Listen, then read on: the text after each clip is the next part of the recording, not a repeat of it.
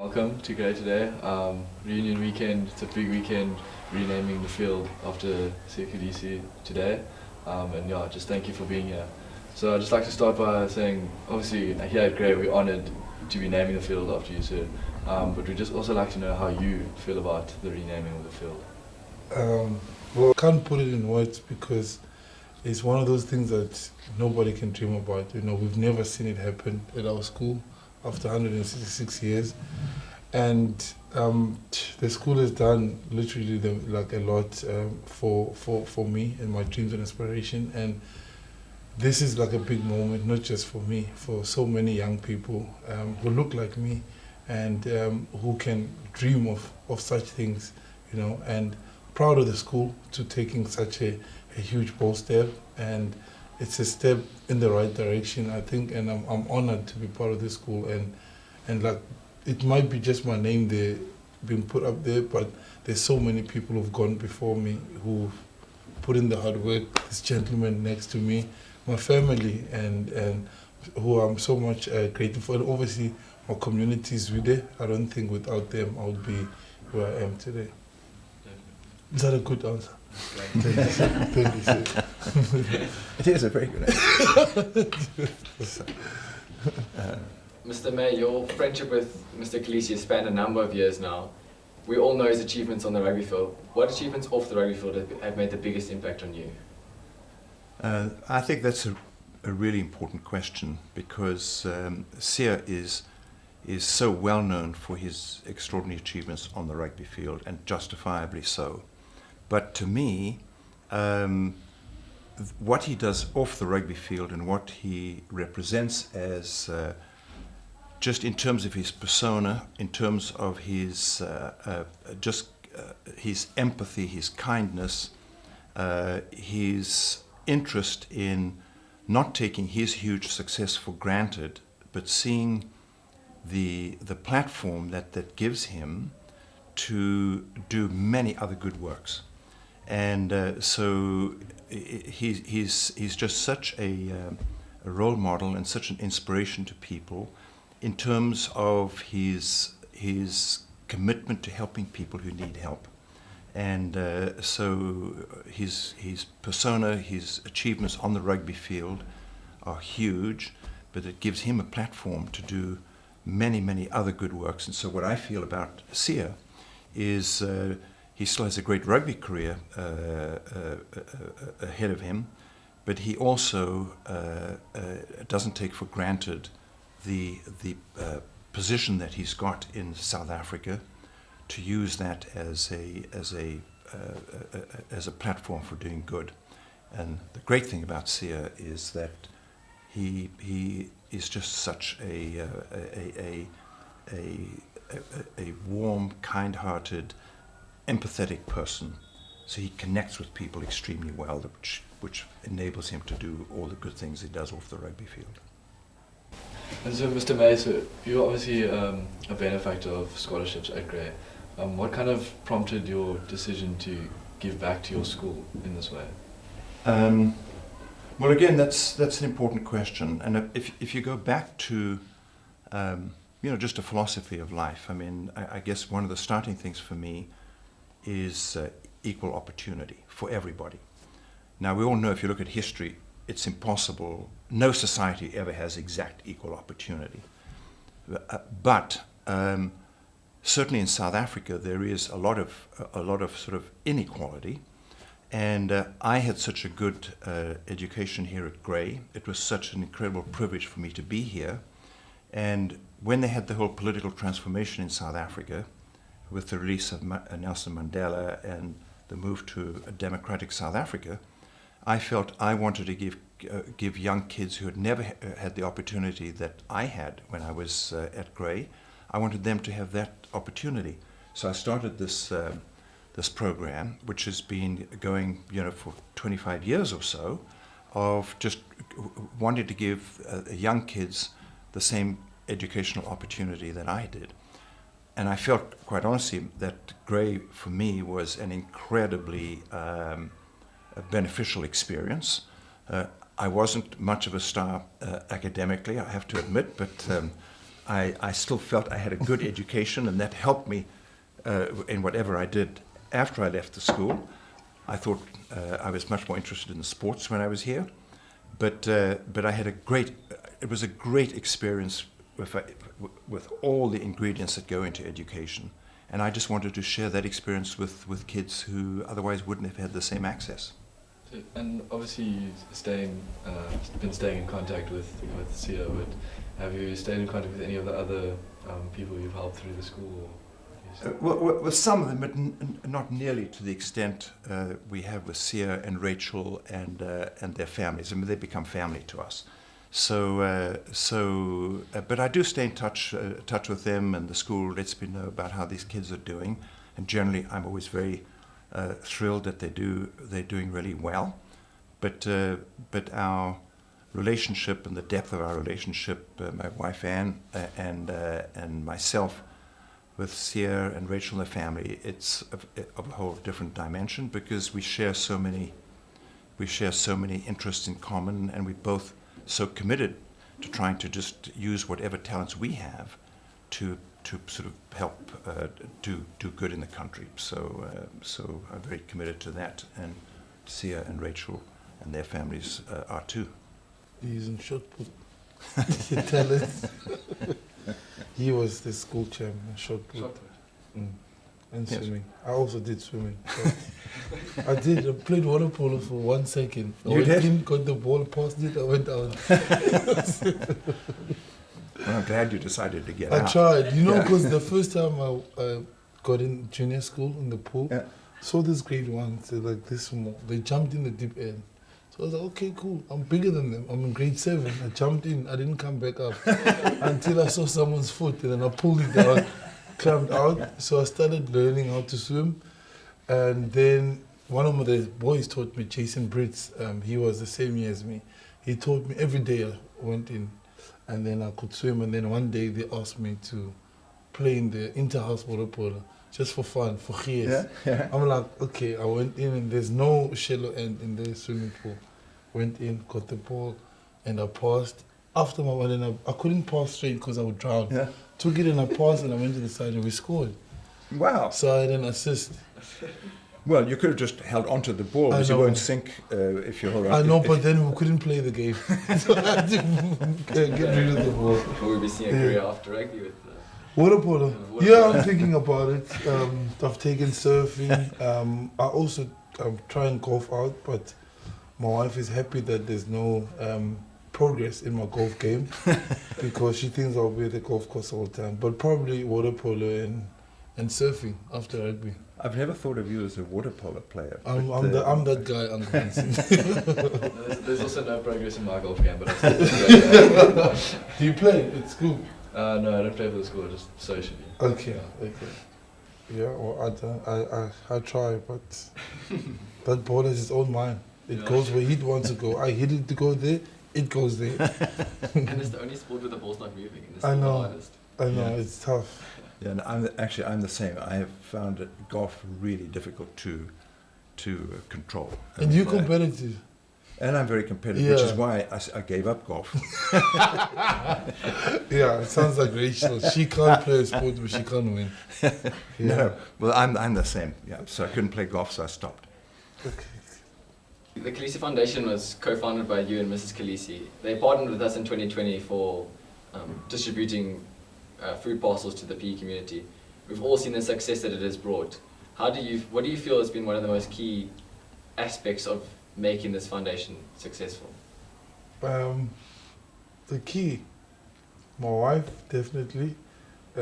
She, I play rugby and I'm always as focused as I can, but she drives and she's always looking over the foundation with also work. She works too, and she's raising the kids. So she's been a huge, a big key factor in that. And I think the team that we had from the beginning, they were all volunteers. Nobody was getting money. Everybody just wanted to do good. That's what I love about our country. People want to do good. They just don't know how. They need the direction. And I think our partners, Uncle V was one of the first partners. Michael as well, Michael Yomak from Rock Nation. They were the first people to donate, especially when we started. And we actually started here in PE, with PPE, at Livingston Hospital, and in my clinic in Zwede, the Zwede clinic where I grew up. And because this is a special place to me and to Uncle Vincent, honestly, people from the Eastern Cape, they one of the best human beings ever. That's why I married someone from the Eastern Cape. Good heart. It's just that we need people to believe in what we have and invest in that. And that's one of my biggest goals when I stop playing, to see what I can do, in PE. And I think the partners we've had have been amazing. And I think taking some of the grey boys to the township, and some of them, it was the first time they ever been to the township, which is exactly the problem I think we have in our country. I had to leave the township. I have no choice. The people have to go into town, to get a meal or to get some sort of payment to make.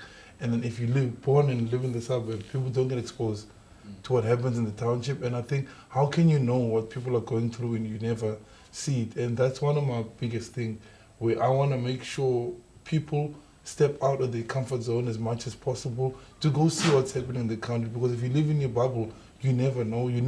Like for us, you're in a fortunate position where you can think you have such an amazing education, you can go to university, and you can think, how can you look after you and achieve your own dreams and goals and look after your family? Then you can add on, like, how can I make South Africa better by maybe looking after another school kid or paying for a school kid in the township where they can come to grade, like the things that we're doing. I think we all have a part to play, and where we are, we can dream as wild as we can. I only started dreaming when I came down the front gate, when I saw the building and I saw how green the grass was, and my mother was in the car with me, she was talking, I couldn't listen to her. I was just looking at this school. I'm like, I'm going to become a doctor. That was my first dream.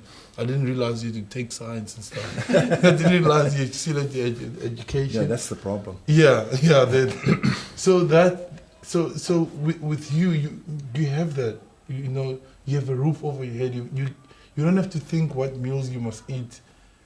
You can already dream, okay, I'm going to make South Africa better. I'm going to work hard, not just for me. And a life with purpose is the best thing in the world. When you find your purpose is not your job. It's what you want to do, and I think live and being significant is what you do for others, how you touch other people's lives. And I think that for me is how I want to be remembered, not of rugby. That someone else will break all those records and win the medals, they'll forget me.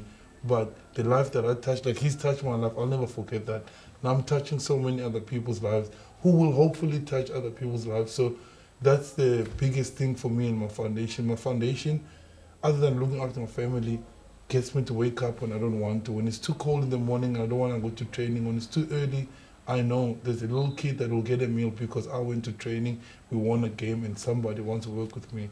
So that, for me, is what I hope, the kids at our school at Grey, that's the kind of privilege we have. I'm part of that. I was previously there in the township, but I'm part of the boys who are privileged because I got to taste it. And I was able to take the opportunity with both of my hands, and we are all capable of doing great things. So in saying that, would you say the feeling you get after giving back to the community is greater than any feeling you get in a rugby field? People think you are helping someone else. Do you know how much it does to you? And in your heart, and when it comes out, nothing warms your heart more than doing something for someone else and not expecting anything in return. That is the best feeling. When you want something in return, it doesn't feel as good as that. When you give something to someone who never thought you'd give it to them, you see the smile on someone's face, or you see the relief in their face. That is what makes me happy. That's what gives me life. That's what heals me inside. Speaking of people not being exposed, some people in privileged positions not being exposed to life, and what is one message you'd like to say to someone who may not have experienced the township or even life in the township? Like, it could be an experience Yeah. A lesson you've learned. What is something you tell someone who has never experienced or yeah. never seen that? I would encourage people to go, to go find somebody that you will know someone along the way in life, And I think the school, what I'd like to do in future, like what the school helped out my other schools, I want us to be a continuous thing for my school in the township to come to Grey and for Grey to go there, whatever it is that we can do together, because I promise you, it gives you a different perspective, especially for young people. The stuff that when I was here, I also changed, I used to be able to use whatever I had, but I got here and I realized that they are far better than I would complain about what's not there. And that's how we live here. It changes your whole mindset, but for you to go there and see what they have to work with and the people that they become and what we produce from that, it'll make you realize that, how special it is there, and also what you need to do. We as young people, are we going to change this country? We can't look at the ones that are in charge. We have the opportunity, and I think it will make you think far more than what your small goals that you have for yourself. You can dream so much bigger and work so much harder, because there's people living there who seriously need not help, an opportunity like I got. I think I've been lucky enough to have the opportunity to play a bit of first team rugby in my time at Grey, and I'd like to think I've learned a few lessons from those experiences.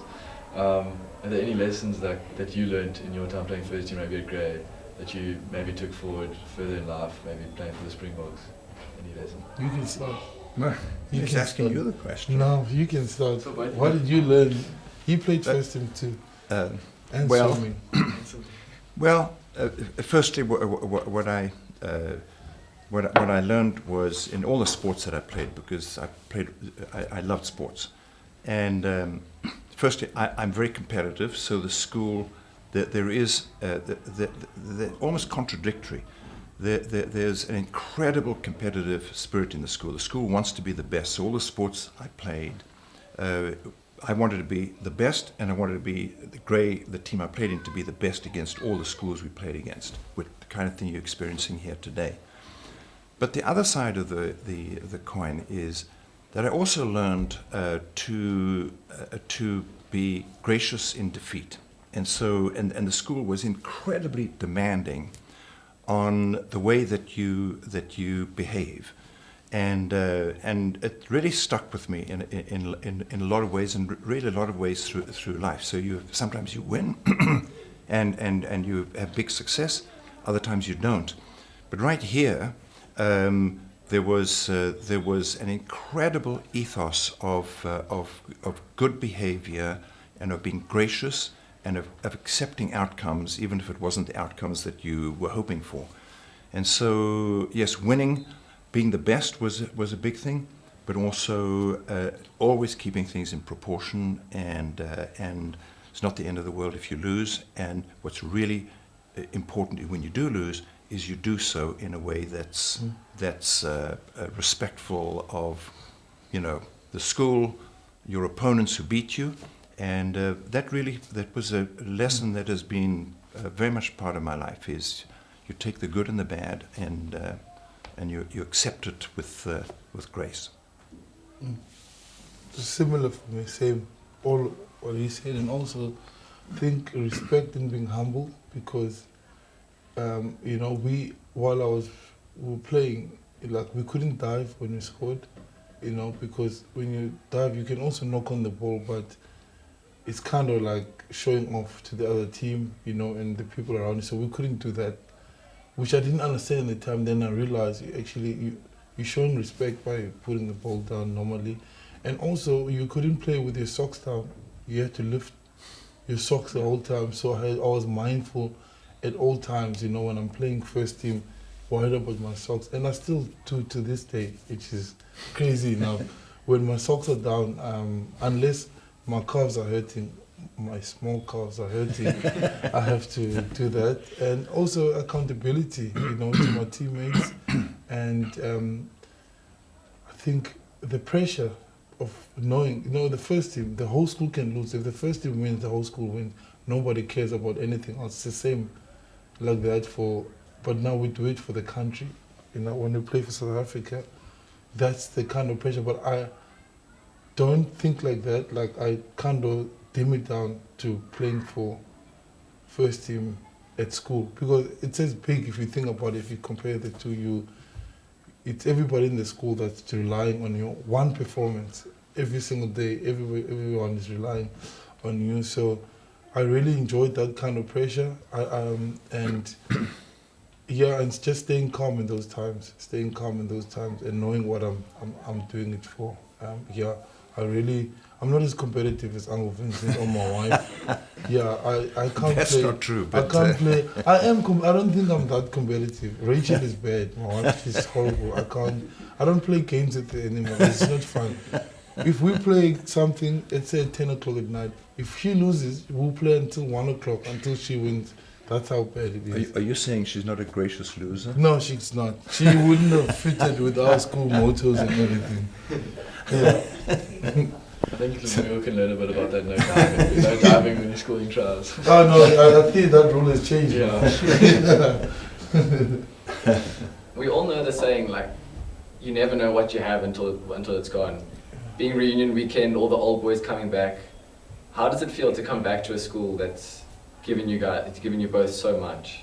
What does it feel like coming back? Because we don't know yet. We still part of the school. We haven't left yet to realize what it is. What feelings do you have?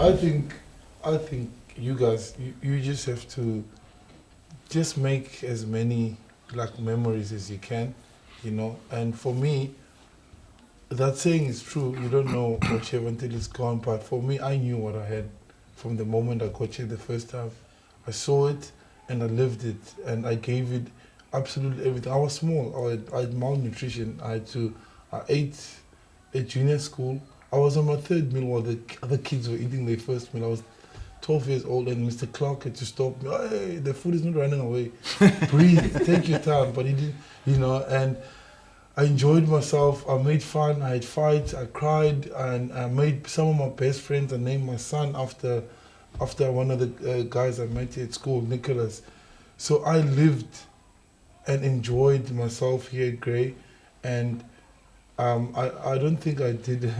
I played rugby. There was no other sport that I was good at, and that was tough because I wanted to be good at everything like Uncle Lee, but I couldn't. I played basketball. I sucked. Then I went to athletics. I was horrible, but I got fit for rugby. But you guys must just enjoy it, have fun. That's the most important thing, because you play rugby. Rugby at school, you shouldn't be thinking about your contracts after school. That's not the point. The point is for you to enjoy yourself, make memories with your mates next to me, give it everything, play as hard as you can, because that, when you go to senior rugby outside school, no one watches, it's only your parents. You won't get that kind of cheering for you. It's special. Sit there when the first team is singing, when the crowd is singing, stand there and appreciate it when they break, and just look at it, because next year it's gone. You're not gonna be that kind of superstar, and just appreciate your mates next to you, make memories, visit them, make fun, help them, make mistakes, and be there for one another, because that's the stuff that you miss. The school will always be here, and you'll get the feeling that I'm getting right now when I come. Every time I come back, I feel different. I feel, because that's what the school, that's community thing, and you have that sense of belonging. It's just when we're singing the school, and the school song yesterday, it's like I was here yesterday. It's so beautiful, and all the other schools can be amazing, but no one can convince me that there's a school better than Grey. I don't care what they have. They can have a mall like the Hiltons, and then they have malls and everything. I don't care, but they don't have what I experienced here. Yeah, I just to pick up on what Jasia said, since I'm by far the oldest one in this group, so I've got more looking back to look at. But when I was in the school hall yesterday and I saw all these pictures of the previous rectors, and when I was a kid, when I was like you guys, I used to see all those old guys and think that was so long ago. Now I realize that the era I was here is looked upon by all of you, understandably, as kind of way back. But the interesting thing for me is, as Sia has just said, is how the school spirit sort of just lives with you. And there is something really special about Grey, which I think is unique. And it's and you feel it in that Duval hall there. There's a very powerful spirit. And it's not that everything about the school is perfect. There's always things to do better. But it stays with you. And one of the wonderful things, and I don't think this occurs in many places, I'm still really close friends with kids I was a junior Grey with. Now we all these old decrepit people, and but we still, when we're together, we are still the kids that we were when we were at Grey. It really is amazing. So there's you take something out of the school which is intangible, which is those values, those friendships, those aspirations to do well, those aspirations to treat people respectfully, all the things that you really learn here. So when I was there yesterday and then looking at all the kids, I felt, you guys and all your contemporaries, you're no different from when I was there. And so there is a sort of a connection of the past and the present in events like this, which I think is it's very moving. The other thing I'd just like to say about Sia and what's happening this afternoon is, changing the name of the field. When I was here, it was the Phillips Field. Nothing ever changed. But I think what's happening this afternoon is a great and important symbol, because firstly, the school is doing something it's never done before. It's recognizing an old Grey, Sia, for his extraordinary achievements on the world stage. But in a way, I hope that also symbolizes on the part of the school, because the world is changing so much everywhere, not just in South Africa, but everywhere. And schools and education has to change to adapt to what all the challenges are in the world.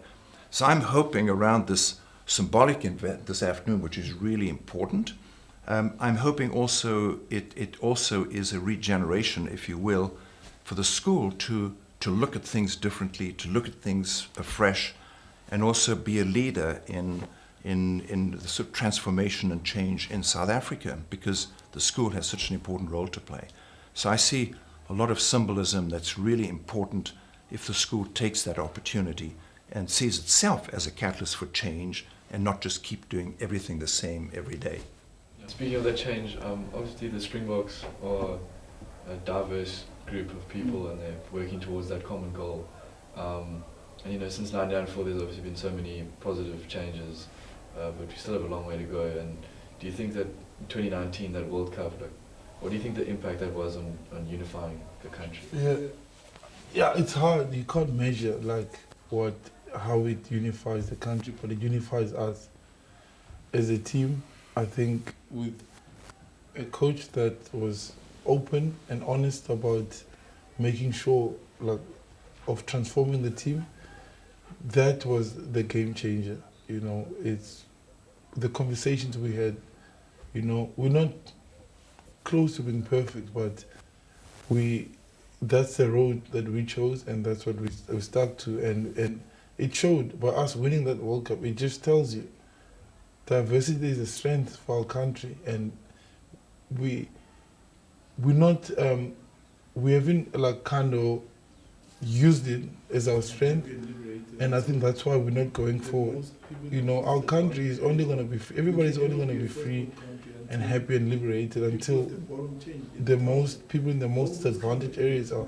We can never be a first world country until the people at the bottom change, in the township, all those kind of areas. We can't win because we're always going to be fighting different fights. We need to get the same level. We need to be talking from the same platform, because people are suffering. They can't be fighting for what the people who are living differently to them.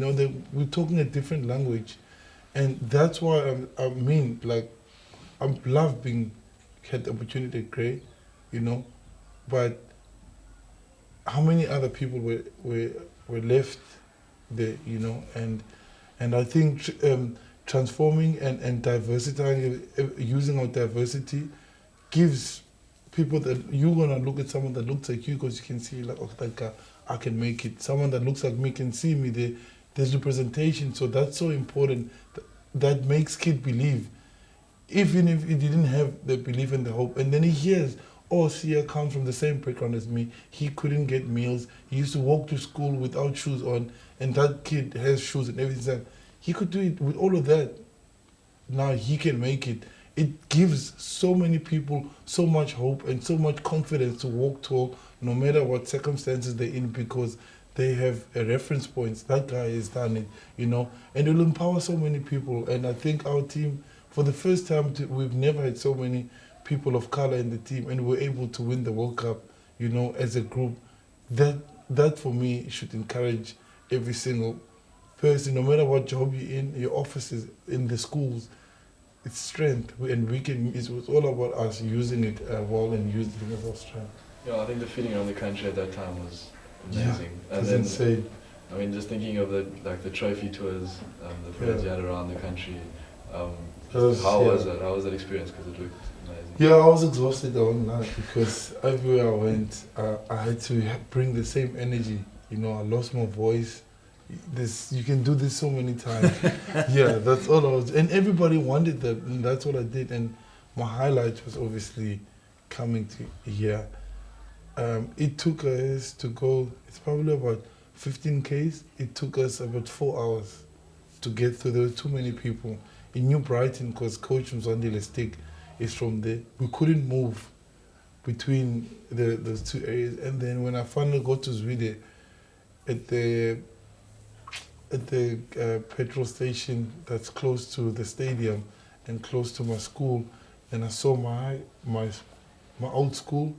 They're wearing the school uniform, and then on the left-hand side I saw all the guys that I grew up playing rugby with when I picked up my first rugby ball, and then the emotions were just running high, and my best friend was there, Tanya was there, and it kind of took me back to think, from a child, from they call us the children of the soil, to come from here and to get there, and those kids now believe it's possible, and it was amazing to do. And all the other areas, I think in East London and all those areas, it was packed. I couldn't believe, and everybody was just happy.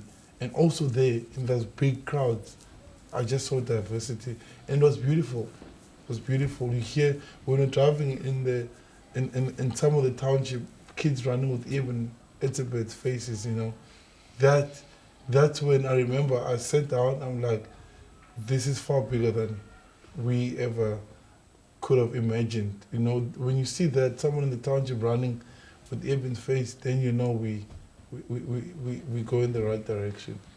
That's one thing that I feel gives me a belief, that shows us that we do have the strength to really move forward, is that in that after that World Cup win, when you were on the parades, that people from absolutely everywhere, no matter what background they were from, came together to show support for something that the country had achieved. And that's one thing I feel really gives me belief that we can really make the changes. Yeah, 100%. Because I think that's one thing. We choose when to use our diversity as a strength, where it should be an everyday thing.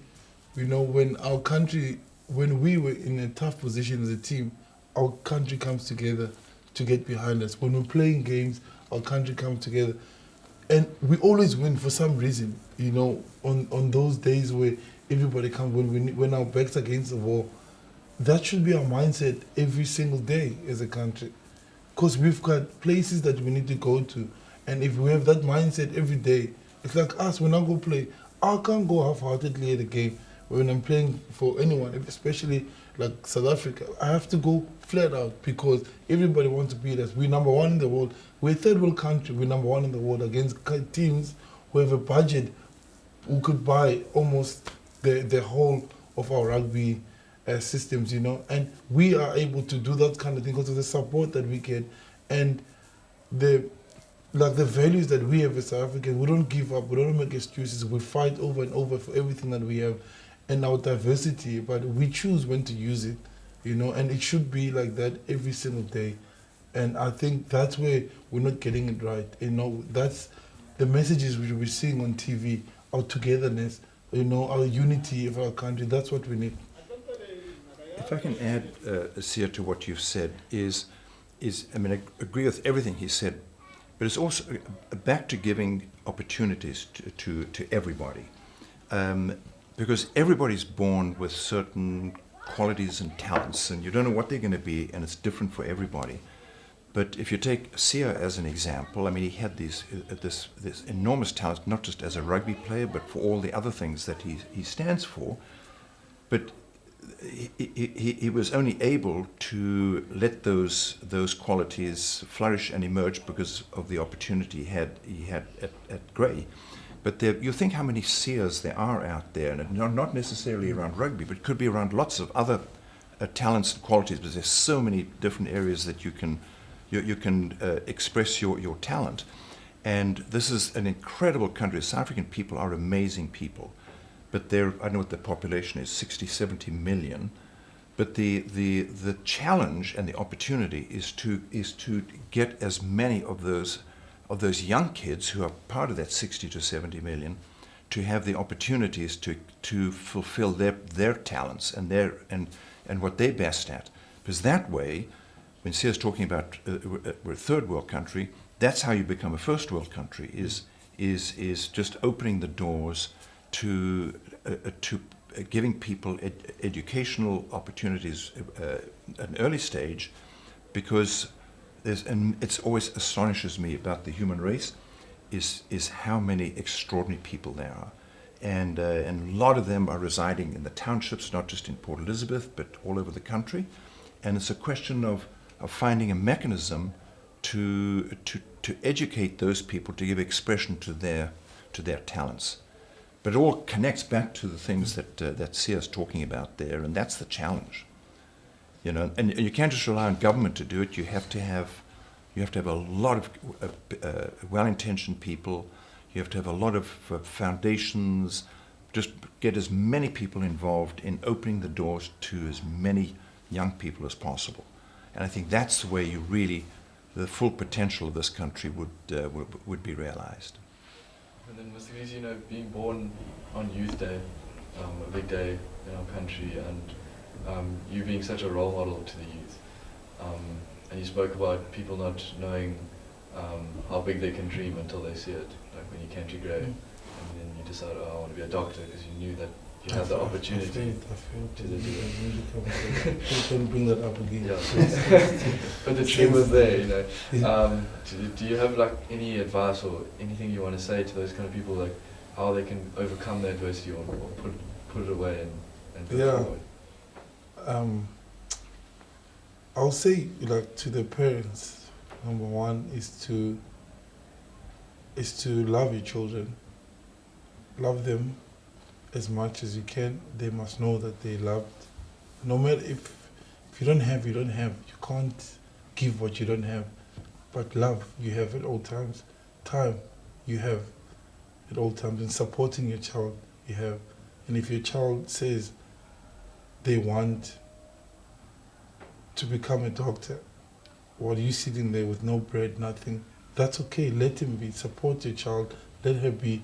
Support them with as much as you can, and let them dream as well as they can, because that's what I had.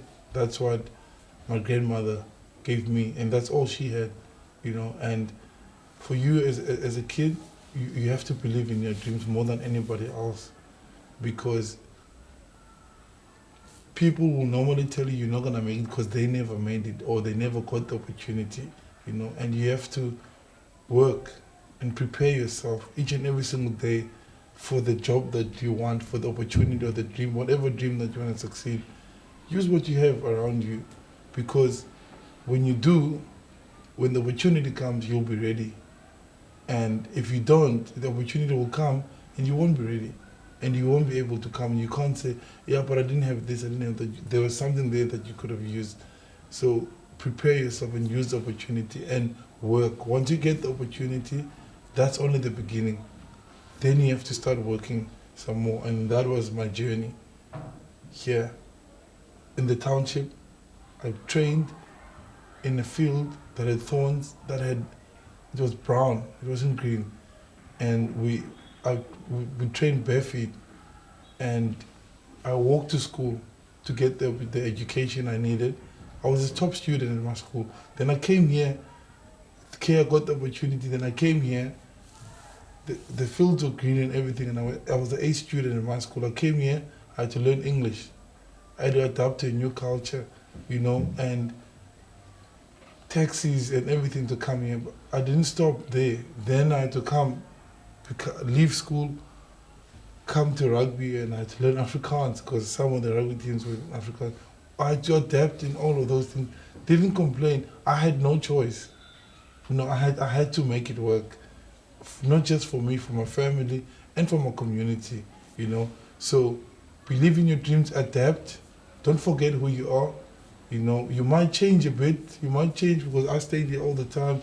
I lost some of me, because in the township I was different. Then I was adapting a lot of this culture. Then I had to adapt another culture.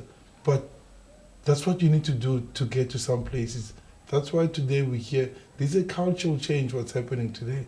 This is huge. I don't understand it because I don't think of this thing. I don't understand it yet. But this is huge. If I didn't endure, or if I didn't fight or get through all of those things that I went through, I wouldn't be here. And obviously with all the people that have supported me, people think things that just come.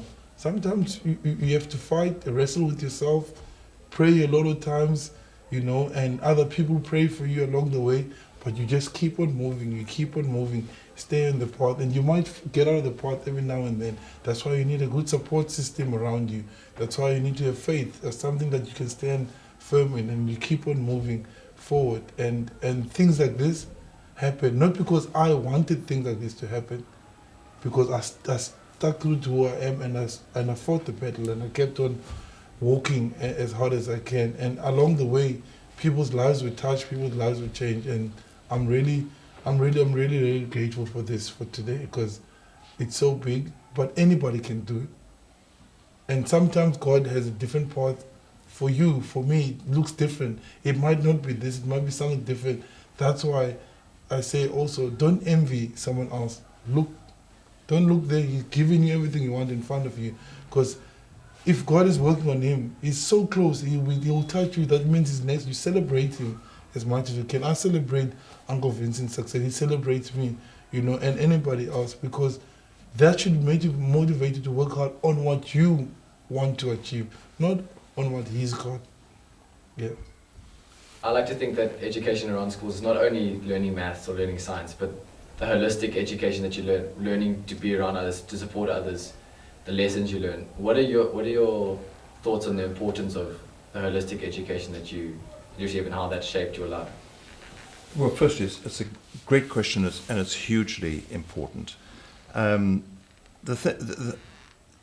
think the thing that if the question is around Grey, but as an educational institution, the thing and you think about it holistically, and as I said, I never was one area I wasn't particularly competitive in was academics. I just wanted to pass every year, and that's not the right message, by the way, for the boys for the school. I want to say, work hard and try and be as competitive academically as you can. So it's really important.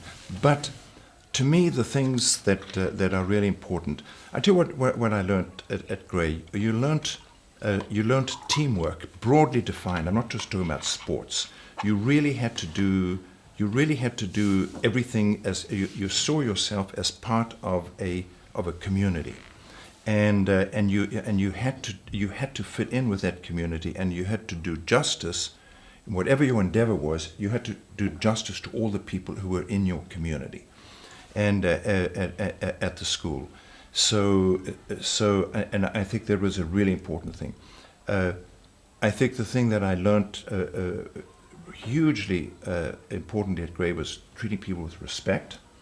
You really, if you put your head up above everybody else and you were disrespectful to anybody, whatever their station, you really got whacked for it. And so being part of a community, teamwork, treating people with respect, learning to take adversity and just, as Sia says, and just keep moving forward.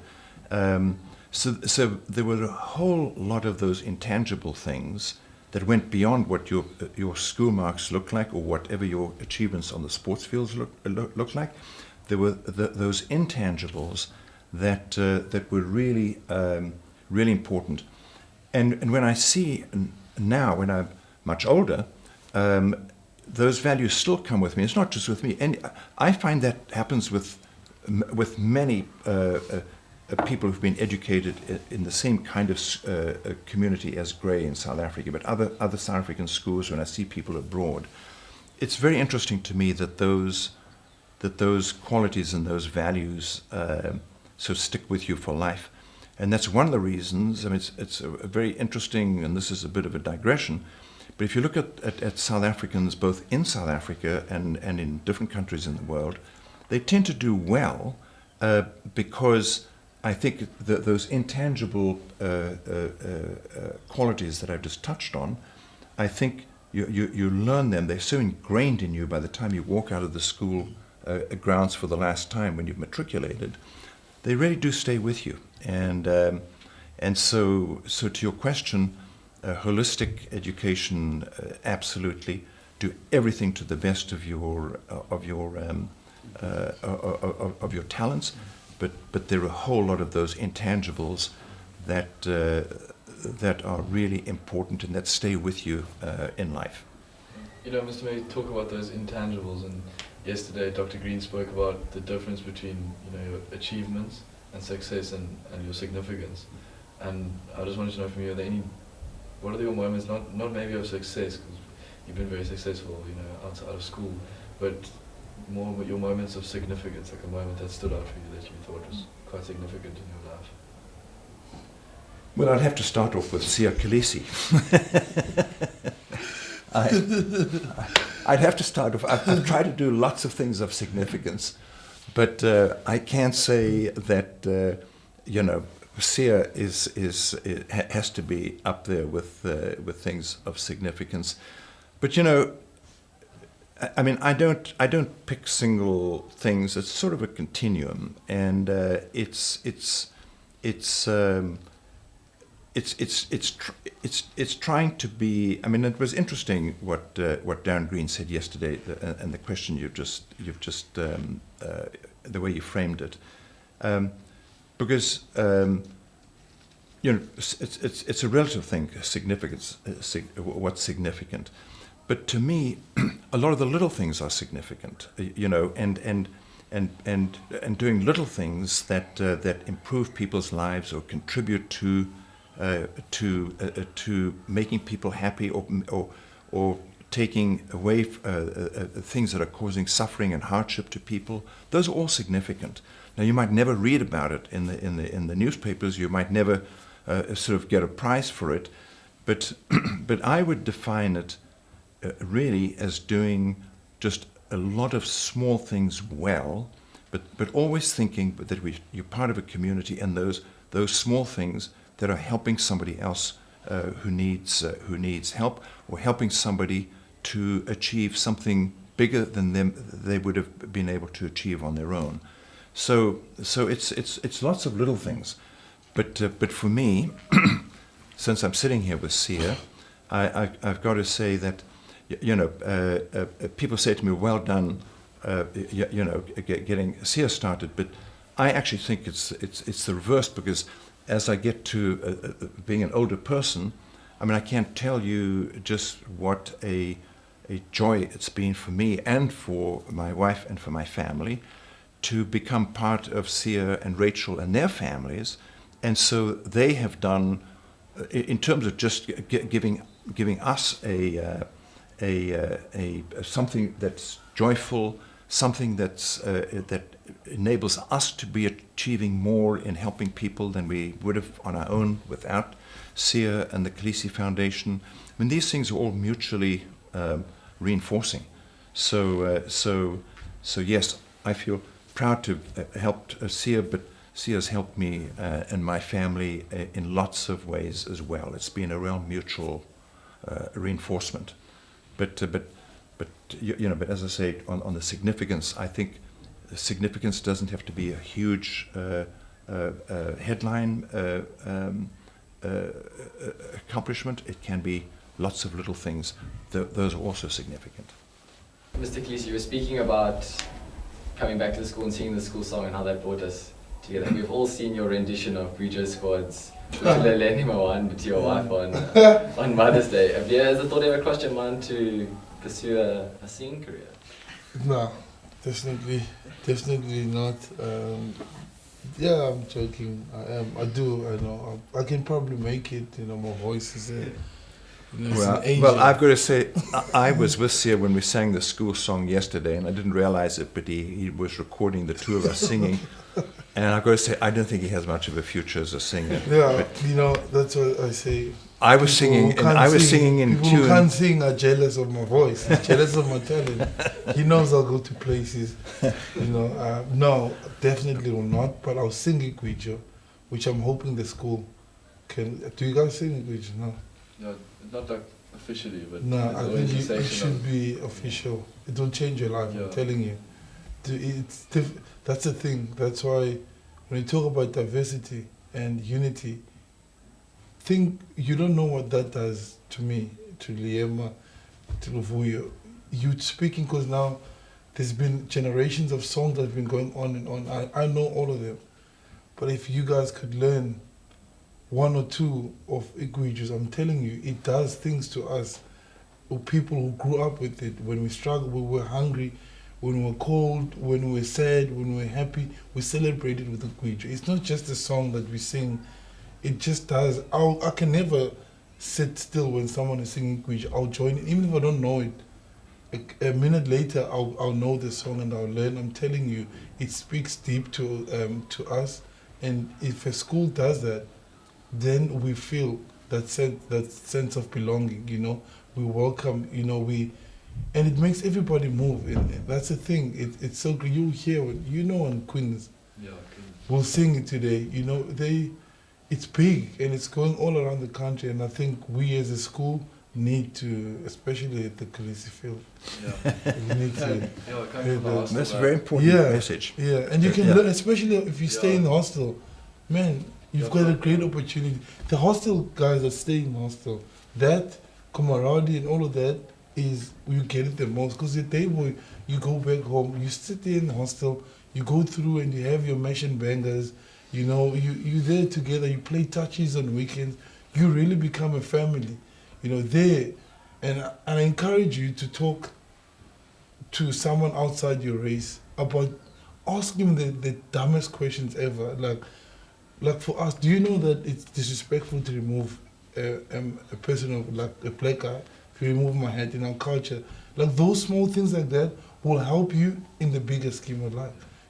Because the more you know of someone, the more you start understanding a little bit of. That's where you start, connecting with someone when you understand them, who they are. And I feel like at school, like we have to adapt and get to know, because this is your culture, to be honest.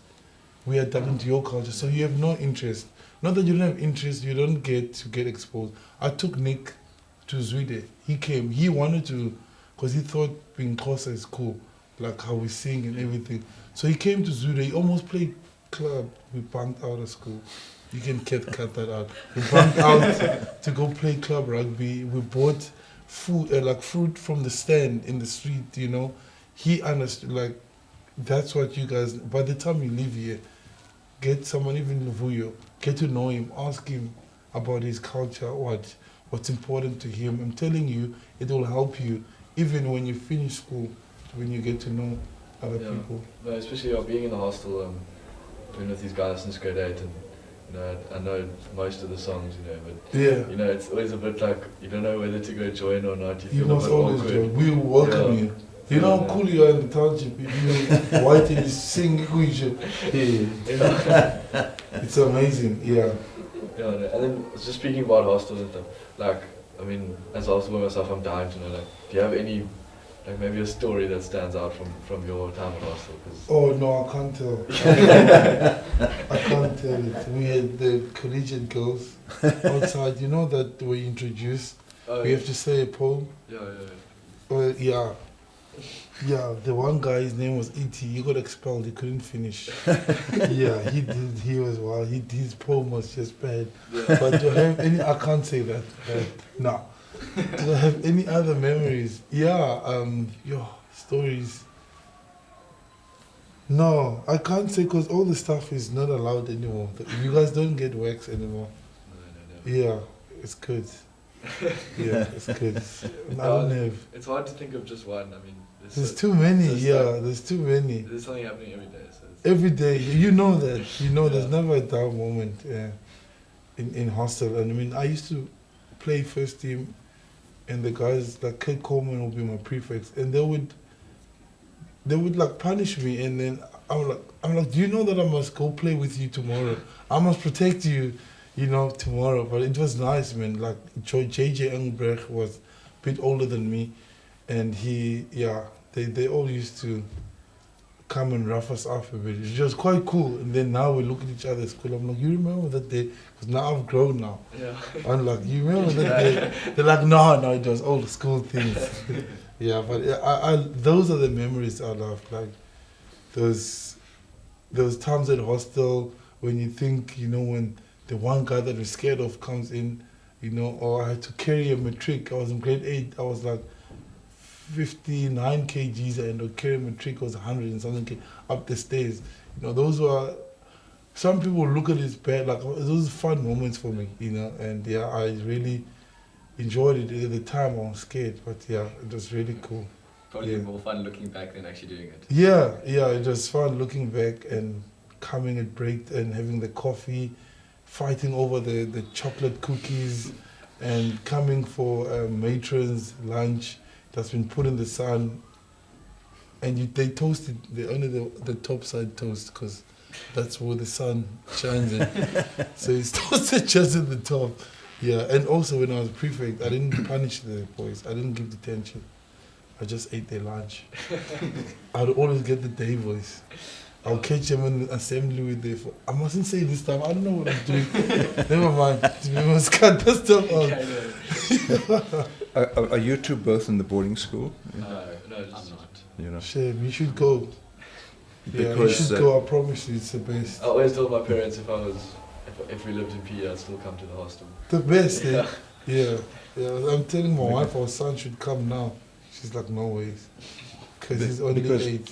Because I was in the boarding school because I lived on a farm, and I think the innovation that I'm proudest of, you ask, one thing is I was in Newport where you have to do all the stuff for the guy you're working for, but when I was in Matric and I had my Newport, a guy called David Melville from Humorous, and in winters I hated the cold, and what got really cold here was there's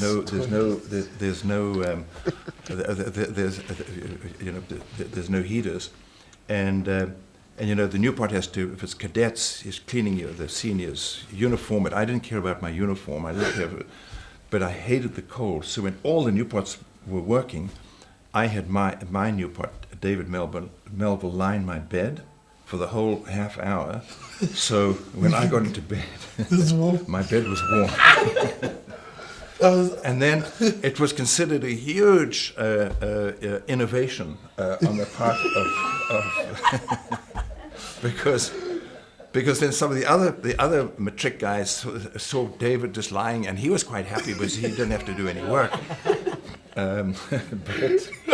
But anyway, I gave myself a lot of credit for imagination and forward thinking there, because nobody had ever done that before, and I don't know if they do it now. They moved but it now to toilet seats. Now we had to sit in toilet seats. Is that right? And then you make it warm, you sit there, it's warm, then your matric comes and you sit cold. Those toilet seats were cold. You know how Okay, well, I'm sure it's. So you started I started it. This is now an advanced technology. My new boy wasn't scared of me. He used to tell me, I'm not working today. And I would say, yes, sir. This small boy like this. he's one day, you know what, I'm tired. I'm not working And so anymore. you said that's okay with you? I said, that's fine, sir. his name is Nick Peswick. He was For funny. schools, there's always the balance between going forward and valuing the past. We had the trooping yesterday. We've got all the reunion stuff going on. How do you feel coming back? Have things changed much, or is it still pretty similar? Because we're trying to hold on to the values of the past while adapting to the world around us. Look, I think the school is holding on to the past in a remarkable way, given how the world is changing. And the trooping of the colour yesterday was an example of it. I mean, it's a tradition, and it's something that the school does extremely well, and people value it a lot. And then if I just look at the assembly yesterday, I mean, this will amaze you young guys, but the assemblies when I was at Grey were very similar, so there's not much has changed. But I think it's a really important question that you pose, because it's important to hold on to those traditions and things, but it's also important to recognize that the world is changing around us, everywhere, not just South Africa, everywhere, in a remarkable, if not sometimes scary way. And so it's really important to hold on to those traditions, but to also be forward thinking and open to change and open to doing things differently, which is why I mentioned this event that's happening today, renaming the Phillips Field the Kolisi Field. It's symbolic of huge change, but to your question, I also would just encourage the school and all the kids at the school, the boys, to also be challenging and questioning in a good way, in a constructive way. What can we be doing differently? And this could be little things like Sia saying, just learning each other's cultures and making a real effort to do that.